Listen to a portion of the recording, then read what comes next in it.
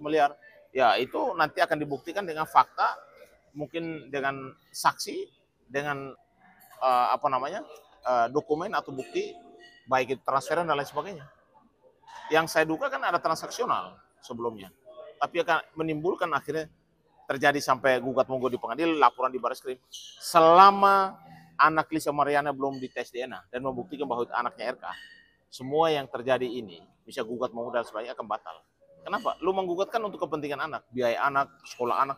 Tapi kalau anaknya bukan RK, lalu RK juga harus membiayai. Yang kedua juga RK melaporkan di Barreskrim. Kalau itu juga kalau memang ternyata anaknya RK harus memfasilitasi. Putusan MK, anak di luar perkawinan, anak biologis, tetap mendapatkan hak yang sama, fasilitas dan waris.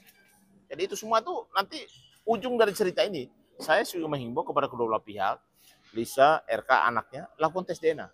Kalau memang mereka tidak mau, penegak hukum bisa memaksa mereka untuk tes DNA. Kenapa? Untuk supaya membuktikan bahwa anak ini adalah anak dari si RK, sehingga fasilitas apapun diminta. Tapi kalau tidak, apakah seseorang membiayai bukan anaknya? Ini juga persoalan pelik ya, yang harus kita lihat dari sisi, baik itu sisi kemanusiaan, dari sisi sosial, adat, budaya, dan juga sisi hukum. Tapi pihak sana tetap harus hadir, Bang. Tanggapannya gimana? Ya, yang pasti ya, kalau bicara siapapun dipanggil oleh pengadilan, ya, sebagai warga negara yang baik dan taat hukum, tidak terkecuali mau seorang pejabat, mantan pejabat, ataupun orang biasa, ya, itu wajib harus datang. Ya, karena kami juga menyayangkan ada kasus yang sedang berjalan yang kami tangani melibatkan anak dari pejabat.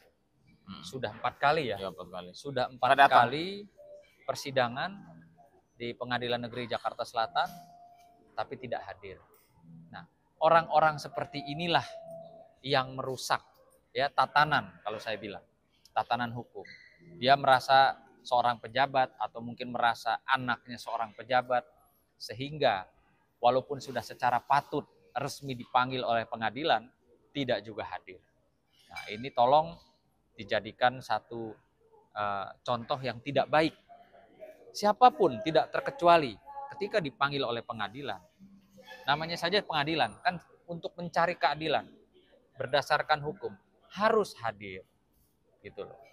Jadi Pak RK atau siapapun kalau memang resmi dipanggil secara patut oleh pengadilan, sepantas dan seyogyanya harus hadir.